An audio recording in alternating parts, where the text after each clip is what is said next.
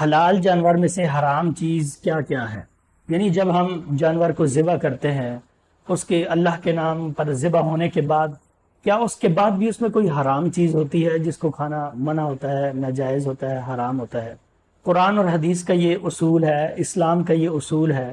کہ جس چیز کے بارے میں بتا دیا گیا، جس چیز کو گن لیا گیا، جس چیز کو متعین کر دیا گیا وہ حرام ہوتی ہے، اور جس چیز کو شمار نہ کیا گیا ویسے ہی چھوڑ دیا ہو وہ حلال ہوتی ہے۔ اللہ تعالیٰ نے قرآن مجید میں فرمایا وَالَّذِي خَلَقَ لَكُم مَّا فِي الْأَرْضِ جَمِيعًا،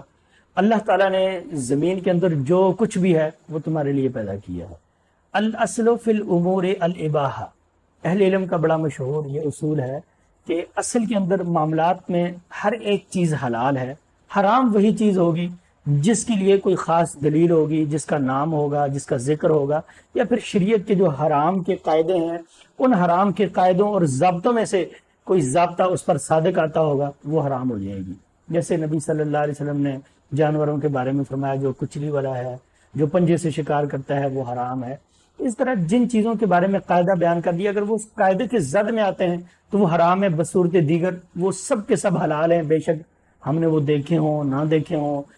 ہم نے وہ کھائے ہوں، ہمارے علاقے میں پائے جاتے ہوں یا نہ پائے جاتے۔ اصل اس کی وجہ یہ ہے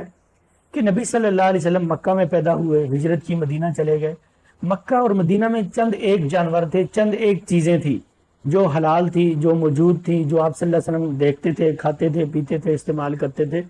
اس کے سوا دنیا جہان میں جو جانور پائے جاتے ہیں ان کی حلت اور حرمت کا فیصلہ کس چیز پر ہوتا ہے؟ اس لیے آپ صلی اللہ علیہ وسلم نے قاعدہ مقرر کر دیا کہ حلال کا یہ قاعدہ ہے کہ ہر ایک چیز حلال ہے، حرام کا یہ قاعدہ ہے کہ جس کا نام لے لیا گیا وہ حرام ہے۔ اور حدیث بھی ہے بہقی کے اندر، نبی اکرم صلی اللہ علیہ وسلم نے ارشاد فرمایا ما احل اللہ فی کتابہ فہو حلال وما حرم فہو حرام، جس چیز کو اللہ تعالیٰ نے اپنی کتاب میں حلال قرار دیا وہ حلال ہے، اور جس چیز کو حرام قرار دیا وہ حرام ہے۔ وَكُلُّ مَا سَكَتَ عَنْهُ فَهُوَ عَافِيَةٌ، اور ہر وہ چیز جس سے خاموشی اختیار کر لی گئی وہ حلال ہے، وہ اس سے عافیت ہے، یعنی اس کے استعمال کرنے کی آپ کو اجازت ہے۔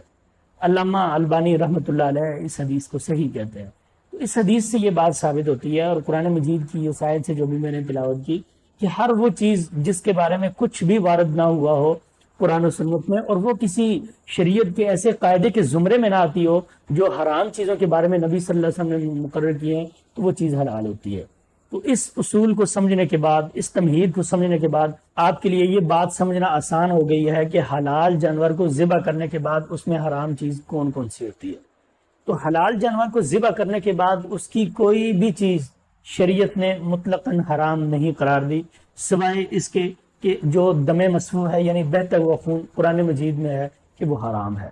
اب جو دم مسفوح ہے اس کو نکال دیں، بہتے ہوئے خون کو، اور ذبح کرنے کے ساتھ ہی وہ نکل جاتا ہے، اس کے سوا کوئی شے ایسی ہے ہی نہیں جو حرام ہو۔ سبھی چیزیں حلال ہیں، ہر چیز جس کو ہم استعمال کر سکتے ہیں، ہماری صحت کے لیے مفید ہے اور ہماری طبیعت مانتی ہے تو وہ ہمارے لیے جائز ہے۔ ایک بات اور سمجھنے کی ہے، جس چیز میں صحت کے لیے کسی قسم کا نقصان ہو، یعنی مضر صحت کوئی شے ہو، بے شک وہ حلال ہی ہو۔ اگر ہم یہ سمجھتے ہیں کہ وہ ہماری صحت کے لیے مضر ہے، جیسے بسا اوقات ہمیں جو اطباء ہیں، ڈاکٹر حضرات ہیں، وہ ہمیں منع کر دیتے ہیں کہ یہ آپ نہ کھائیں، تو جو چیز مضر صحت ہے وہ آپ نہ کھائیں۔ ضروری نہیں ہے کہ آپ کھائیں گے تبھی آپ اسلام پہ عمل کریں گے، آپ نہ کھائیں، لیکن وہ حرام نہیں ہے۔ اسی طرح وہ چیز جس کو کھانے کی آپ کی طبیعت نہیں مانتی، اور اس کے سوا باقی جو چیزیں ہیں وہ بے شک حلال ہیں، لیکن ان کے حلال کا یہ مطلب نہیں ہے کہ یہ آپ کے لیے کھانی لازم ہے، فرض ہے یا ضروری ہے۔ آپ کی طبیعت پر منحصر ہے، آپ نہیں کھاتے تو بالکل نہ کھائیں۔ جیسے کوئی شخص اگر کلیجی نہیں کھاتا تو نہ کھائے، پوٹا نہیں کھاتا تو نہ کھائے، کوئی شخص اگر اوجڑی نہیں کھاتا تو نہ کھائے، لیکن شرعاً اس کے اوپر یہ حکم نہیں لگا سکتا کہ یہ حرام ہے یا یہ ناجائز ہے۔ جو آنتے ہیں، جو اوجڑی ہے، جو اس کے اندر گردے کپورے ہیں، اس طرح کی جو بھی چیزیں ہیں وہ سب کی سب حلال ہیں، کوئی بھی چیز ان میں حرام نہیں ہے۔ بعض روایتیں پیش کی جاتی ہیں تفسیر روح المعانی اور دیگر کتب سے کہ 7 چیزیں ایسی ہیں جو کہ کھانی درست نہیں ہے، اسلام نے ان سے منع کی ہے۔ وہ روایت ضعیف ہے، اور اس قسم کی کوئی بھی صحیح حدیث موجود نہیں ہے جس میں اس بات سے منع کیا گیا ہو کہ حلال جانور کا کوئی بھی عضو کھانا منع ہے۔ حلال جانور کا ہر ایک عضو کھانا ہمارے لیے بالکل درست اور جائز ہے۔ اگر ہماری طبیعت مانتی ہے، ہم اسے پسند کرتے ہیں، ہم اسے کھا سکتے ہیں، اس سے شریعت نے بالکل بھی منع نہیں کیا۔ اگر آپ کی طبیعت نہیں مانتی یا آپ سمجھتے ہیں یہ آپ کے لیے مفید نہیں ہے، آپ کو اچھا نہیں لگتا، آپ بے شک نہ کھائیں، لیکن آپ اس چیز کو لوگوں کے لیے حرام قرار نہ دیں۔ اگر شریعت نے ایک چیز کو حلال کیا ہے اور لوگوں کو اس سے استمتاع اور فائدہ اٹھانے کا حکم دیا ہے اور اجازت دی ہے، تو ہم کیوں اس چیز کی حلت کو حرمت میں تبدیل کریں گے؟ ہم کیوں اس چیز کی اصلیت کو تبدیل کریں گے؟